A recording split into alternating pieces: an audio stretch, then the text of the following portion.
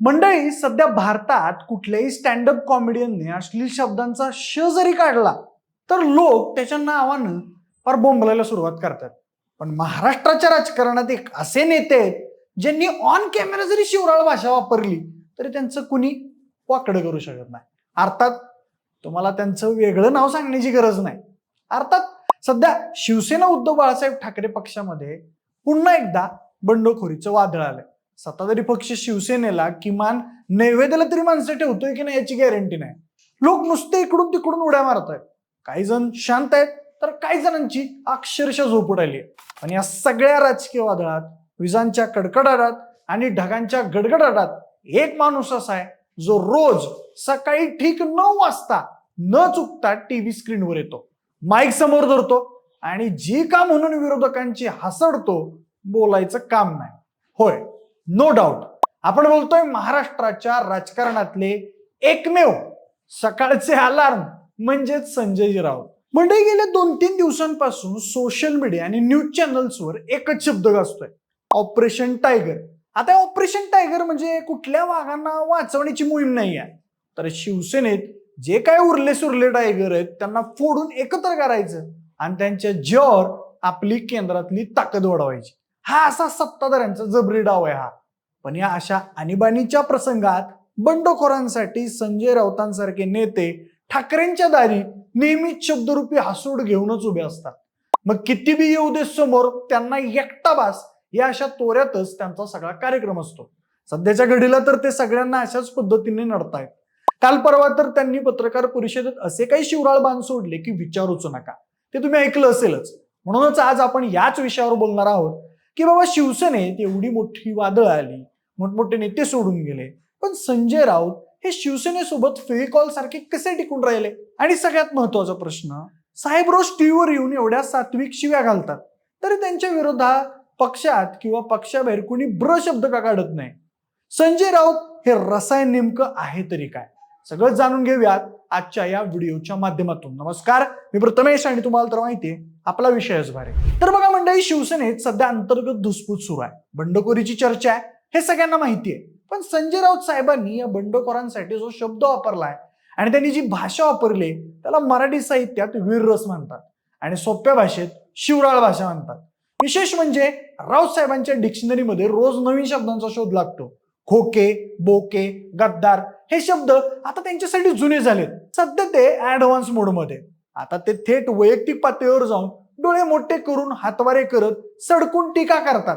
म्हणजे बघा, सामान्य माणसानं जरी रस्त्यावर अशी भाषा वापरली तरी त्याला पोलीस स्टेशन गाठावं लागतं. पण राऊत साहेब जेव्हा कॅमेऱ्यासमोर हे बोलतात तेव्हा तो पक्षाचा स्वाभिमान ठरतो. आता हा टॅलेंट फक्त आणि फक्त राऊत साहेबांकडे असू शकतो बरं का. विरोधक म्हणतात, राऊत साहेब जरा जपून बोला. राऊत म्हणतात, मी शिवसैनिक आहे, मी असाच बोलणार. त्यांच्या बोलण्यानं विरोधकांचा बीपी वाढतो की नाही माहित नाही, पण न्यूज चॅनलचा टीआरपी मात्र रॉकेट सारखा वर जातो. बरं म्हणजे आता हा माणूस रोज सकाळी एवढं तांडव करतो तर अनेकांना असा प्रश्न पडतोच की हा माणूस मूळ शिवसेनेत नेमका कसा आला असेल? त्याने असे काय तीर मारले होते तेव्हा की ते थेट इथपर्यंत येऊन पोहोचले? चला राऊत साहेबांच्या फ्लॅशबॅक मध्ये जरा जाऊया आणि त्यांची थोडी कुंडली बाहेर काढूया. तो काळ होता 80-90च्या दशकाचा. मुंबईत बाळासाहेब ठाकरेंचा शब्द म्हणजे अंतिम असायचा. त्याच काळात एक तरुण पत्रकार मार्मिक आणि लोकप्रभा या साप्ताहिकांमध्ये आपल्या लेखणीची धार दाखवत होता. धार म्हणजे अशी तशी नाही, थेट समोरच्याची विकेट घेणारी धार. या तरुणाचं नाव होतं संजय राजाराम राऊत. साहेबांची लेखणी इतकी जहाल होती की ते थेट बाळासाहेब ठाकरेंच्या नजरेत भरले.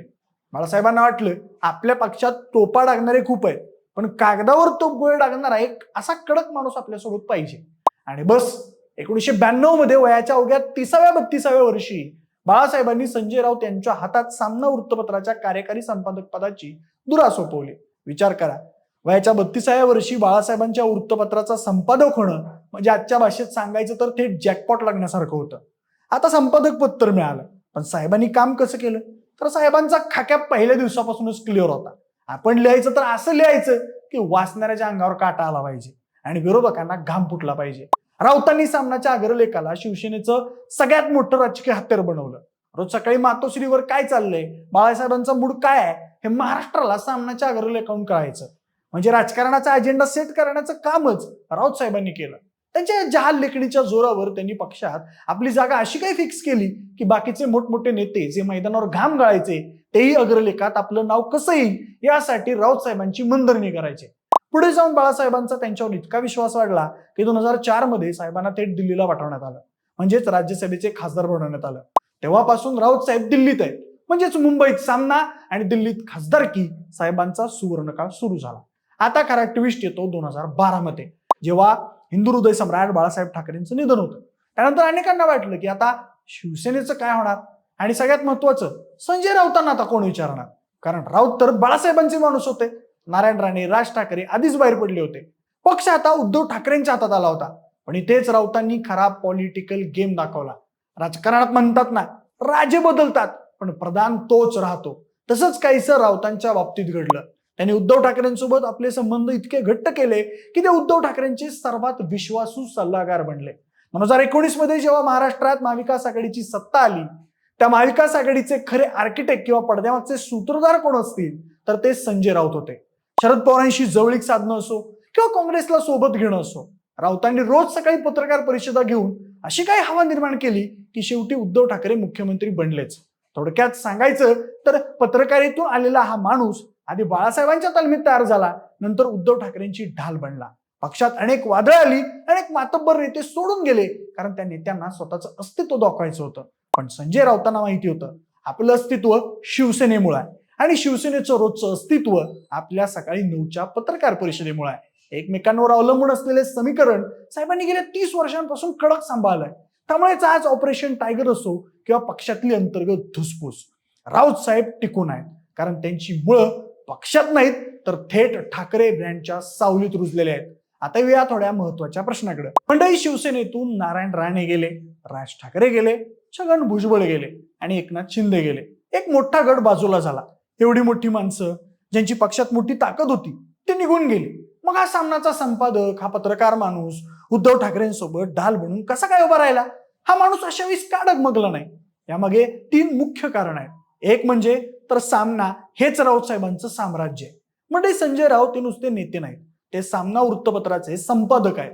बाळासाहेब ठाकरेंच्या काळापासून त्यांनी लेखणी चालवली आहे. बाकीच्या नेत्यांना स्वतःचे मतदारसंघ सांभाळावे लागतात, कार्यकर्त्यांना पैसे वाटावे लागतात, निवडणुका जिंकाव्या लागतात. राऊत साहेबांचं तसं नाहीये. त्यांचा मतदारसंघ म्हणजे त्यांचा आग्रलेख आणि सकाळी 9ची ठरलेली पत्रकार परिषद. त्यामुळे सारखं सारखं मतदारसंघात जायची गरज नसते, कारण ते राज्यसभेवर असतात.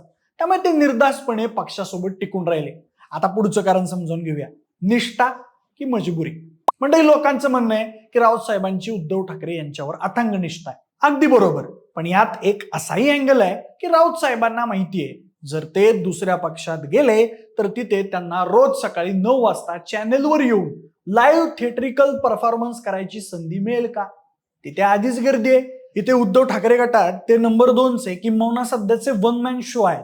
मग उगाच कोण कशाला जाईल दुसरीकडे? पुढचं कारण म्हणजे ईडी आणि जेलची वारी. म्हणजे राऊत साहेब जेलमध्ये जाऊन आले. जेलमध्ये बसून त्यांनी नरकातला स्वर्ग हे पुस्तक सुद्धा लिहिलंय. त्यांनी त्रासही सहन केलाय, पण ते झुकले नाही. हे कौतुकास्पद आहेच. पण जेलमधून आल्यावर त्यांचा कॉन्फिडन्स मात्र नेक्स्ट लेवलला गेलाय. आता ते विरोधकांना म्हणतात, मी जेल बघून आलोय, तुम्ही मला काय घाबरवता? म्हणजे संकट आलं तरी त्याला ब्रँडिंग कसं करायचं हे राऊतांकडून शिकण्याची गोष्ट आहे. आता सगळ्यात महत्वाचा मुद्दा, तुम्ही पक्षात किती मोठे नेते असा, जर तुम्ही पक्षाच्या इतर नेत्यांना किंवा कार्यकर्त्यांना अप्रत्यक्षपणे टोमणे मारले, शिवराळ भाषा वापरली तर लोक नाराज होतात, पक्ष सोडतात. पण राऊत साहेबांच्या बाबतीत उलटी गंगा वाहते. राऊतांनी पत्रकार परिषदेत कोणाचाही उद्धार केला तरी पक्षातले उरलेले नेते शांत बसतात. कोणी त्यांच्या विरोधात भ्र शब्द सुद्धा काढत नाही. असं का? याचं गुपित काय? असाही तुम्हाला प्रश्न पडला असेल तर ऐका. मुद्दा क्रमांक 1, मातोश्रीचा वरदहस्त. मंडळी, पक्षात सगळ्यांना माहिती आहे की संजय राऊत जे काही बोलतात तो आवाज जरी राऊतांचा असला तरी त्यामागची स्क्रिप्ट किंवा संमती ही थेट मातोश्रीची असते. उद्धव ठाकरेंचा राऊतांवर आंधळा विश्वास आहे. त्यामुळे राऊतांच्या विरोधात बोलणं म्हणजे थेट उद्धव ठाकरेंच्या निर्णयाला आव्हान देण्यासारखं आहे. त्यामुळे कोणाची एवढी टाप आहे भाऊ जो स्वतःहून आपली विकेट काढून घेईल? मुद्दा क्रमांक 2, राऊतांची आक्रमक ढाल. सध्या उद्धव ठाकरेंच्या पक्षात शांत, संयमी आणि सुशिक्षित नेत्यांची संख्या जास्त आहे. म्हणजे अरविंद सावंत, अनिल परब, सुभाष देसाई, विनायक राऊत किंवा खुद्द उद्धव ठाकरे हे फार आक्रमकपणे किंवा शिवराळ भाषेत बोलत नाही. मग विरोधकांना त्यांच्याच भाषेत उत्तर देणारं कोण आहे? मग अशा वेळी तिथे असतात संजय राऊत. ते पक्षासाठी बॅड कॉपची भूमिका बजावतात. मुद्दा क्रमांक 3, सामनाचा अग्रलेख. राऊतांच्या विरोधात कोण जाणार? जो जाईल त्याच्या दुसऱ्या दिवशी सामन्याच्या अग्रलेखात असा काही पंचनामा केला जाईल की त्याला राजकारणात तोंड दाखवायला सुद्धा जागा उरणार नाही. राऊतांच्या लेखणीची पक्षातल्या लोकांना विरोधकांपेक्षा जास्त भीती वाटते, हे उघडं उघडं गुपित आहे. त्यामुळे जर तुम्हाला संजय राऊत यांच्यासारखं बनायचं असेल तर त्यांचे काही नियम आहेत जे आपल्याला रोजच्या पत्रकार परिषदेतून शिकायला पाहिजेत. नियम पहिला, समोरचा कोणताही प्रश्न विचारू दे, उत्तर आपल्याला जे द्यायचंय तेच द्यायचं. प्रश्नाचा उत्तराचा संबंध असलाच पाहिजे, असं काही बंधन नाही. नियम दुसरा, डोळे नेहमी असे मोठे करायचे, समोरच्या पत्रकाराला असं बघायचं की जणू त्यानं तुमचा चहाच चोरून प्यालाय. नियम तिसरा, आठवड्यातून किमान 2 वेळा तरी गद्दार आणि खोके शब्दांचा जप झालाच पाहिजे, त्याशिवाय दिवसाची सुरुवातच होत नाही. नियम चौथा, दिल्लीवर टीका करताना आवाज 2 पट्टीवर गेलाच पाहिजे आणि महाराष्ट्रातल्या विरोधकांवर बोलताना चेहऱ्यावर तुम्ही तर बाळबोध आहात असा भाव पाहिजे. या नियमांमुळेच आज राऊत साहेब हे राजकारणातले सगळ्यात मोठे एंटरटेनर बनलेत. त्यांच्यावर टीका करा, त्यांचं कौतुक करा, पण तुम्ही त्यांना इग्नोर करू शकत नाही. जाऊ द्या, विनोद बाजूला ठेवूया. एक गोष्ट आपल्याला मानावी लागेलच, राजकारणात जेव्हा तुमच्यावर सगळ्यात वाईट वेळ येते तेव्हा तुमचे सगळे सवंगडी सोडून जातात. तेव्हा जो माणूस पाय घट्ट करून उभा राहतो, भले त्याची भाषा कशी असो, तो माणूस पक्षासाठी नक्कीच महत्वाचा असतो. संजय राऊत हे सुद्धा उद्धव ठाकरेंच्या शिवसेनेचा तो कण आहे जो मोडला तरी वाकायला तयार नाही. ऑपरेशन टायगर यशस्वी होणार की नाही किंवा शिवसेनेतली बंडखोरी थांबणार की नाही हे येणारा काळच ठरवेल. पण एक गोष्ट नक्की, जोपर्यंत संजय राऊत आहे तोपर्यंत महाराष्ट्राच्या राजकारणातली करमणूक आणि उलटापालट कधीच कमी होणार नाही. त्यामुळं राऊत बोलते तर नक्कीच कोणाला कोणाला तरी कोलते. बाकी तुम्हाला काय वाटतं? संजय राऊत यांच्या या आक्रमक आणि शिवराळ भाषेमुळे शिवसेनेला फायदा होतोय की नुकसान? ऑपरेशन टायगर यशस्वी होईल का? तुमची मतं आम्हाला कमेंट बॉक्समध्ये नक्की कळवा. व्हिडिओ आवडला असेल तर लाईक आणि शेअर करा. सोबतच आपल्या विशेषवारीच्या YouTube चॅनलला सबस्क्राईब करायला अजिबात विसरू नका. धन्यवाद.